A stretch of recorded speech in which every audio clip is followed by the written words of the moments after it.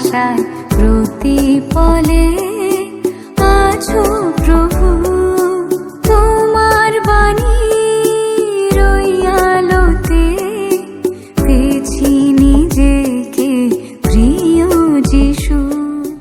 প্রভু যীশু খ্রিস্টের মিষ্ট এবং মধুর নামে আন্তরিক অভিবাদন। মথিলিখিত সুসমাচার 8 অধ্যায় 4 পদ। পরে যীশু তাহাকে কহিলেন, দেখিও, এই কথা কাহাকেও বলিও না, কিন্তু যাজকের নিকটে গিয়া আপনাকে দেখাও এবং মসির আজ্ঞানুসারে নৈবেদ্য উৎসর্গ করো, তাহাদের কাছে সাক্ষ্য দিবার জন্য। প্রভু যীশু খ্রিস্ট তার পাহাড়ি উপদেশের পর যখন নিচে নেমে এলেন, বড় ভিড় তাকে অনুসরণ করতে লাগল।